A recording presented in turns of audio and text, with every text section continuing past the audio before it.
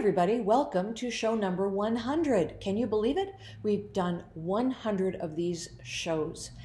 To those of you who have been loyal viewers from the beginning or near the beginning, I appreciate you and thank you very much for hanging in there with us. I hope you continue to find the show interesting and that you'll stick with us.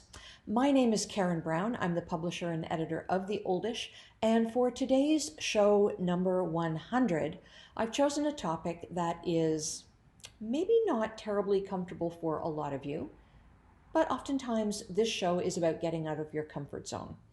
As regular viewers will know, I recently sold a house and bought a condo. So that means that my documentation has changed, and I went to my filing cabinet and I got out my file, which is a nice big thick file called Upon My Death. It's a file that I maintain so that when I die, hopefully not anytime soon, but when I do, my children can go and pull out this file and everything they need will be right there. It strikes me that many of you may not have such a file. And unless you have recently gone through a situation where somebody near and dear to you has passed, you will not really understand the trauma and the difficulty in pulling together all the paperwork that needs to be pulled together when somebody dies. The government, and it doesn't matter what country you live in, the government gives you a set amount of time to submit documents.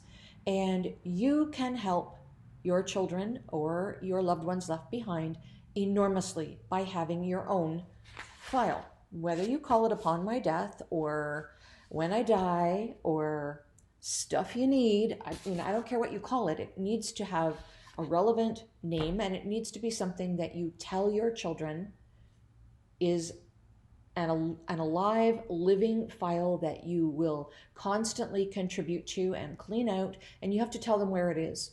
Tell them where you keep it. That's kind of important.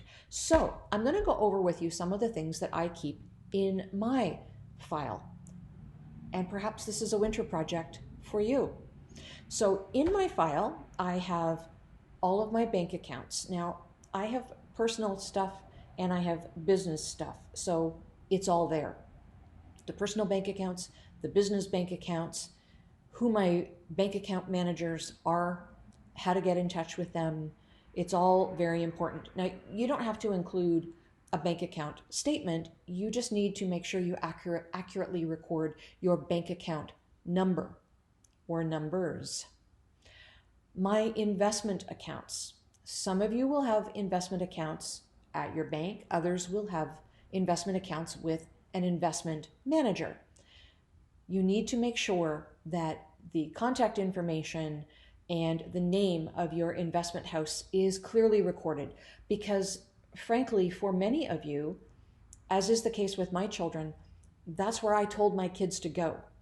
Go and call my investment manager, because he will be able to more quickly free up some money for last expenses than the bank will be able to free up. It will take them much longer. So my investment manager. Mortgages, those that have been discharged, so that you can prove that they're discharged, as well as any new mortgages. That all needs to be documented there. What is the mortgage number? Who holds the mortgage? And how do you get in touch with them?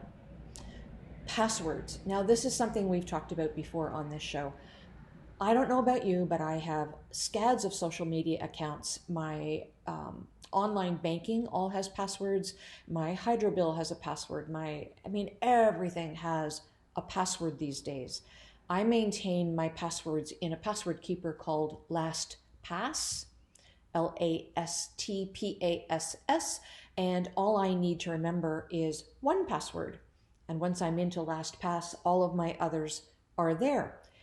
Whether you choose to do that or have a written list of passwords, you need to make sure that that list is available to your loved ones, because they will need to get into your accounts and shut things down and print off final statements, and they will need to do all kinds of things. Now, as I say, we did talk about social media accounts and how to shut them down, how to prepare them for your death.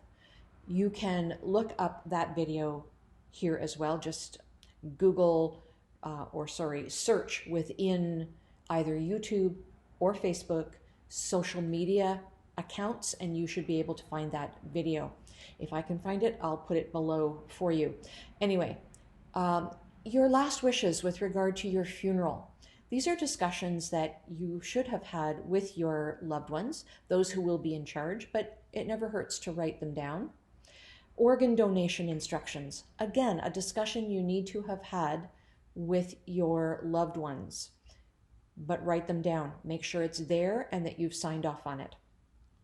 Any evaluations for jewelry, for art, for antiques, they need to be included in this file so that your loved ones have an idea of what the value is of some of this stuff. You may or may not have chosen to include it in your will. Your will, by the way, needs to be included in this file as well.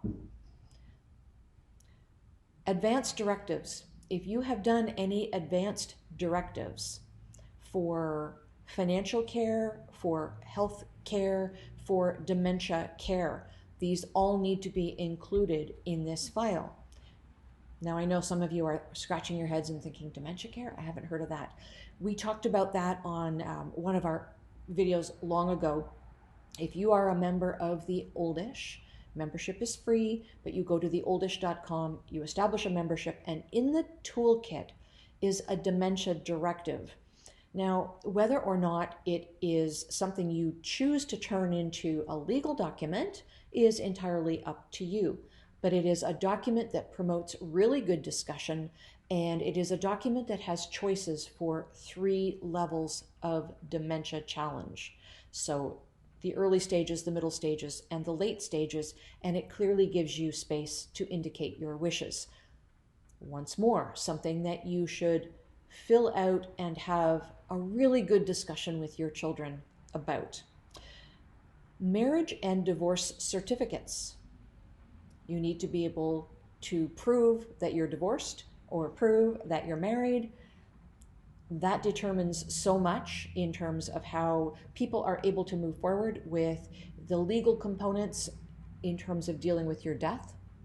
You need to be able to prove that. So names, numbers, it goes without saying, your banker, your investment person, the person who holds your mortgage, who your next of kin is, who your children are. Remember that people are often located geographically very far apart. Your children may not be anywhere near you. So whoever is initially dealing with your death needs to understand who to get in touch with. Now, that person also needs to know that this file exists. So make sure that they understand that this file exists and that there are some steps that they can take initially to contact relevant people. I'm sure that you will have lots of other documents that you would like to include in your Upon My Death file. Those are the ones that I have in my file, and I invite you to copy that or build your own, but do make sure you have primarily the relevant material that you will absolutely need to make your death less traumatic for those who love you. That is our show for today. That is show number 100. Thank you for joining us. And as always, we invite you back next Wednesday at 12 noon. As we always say, it does indeed take a village to age a senior. So look after one another.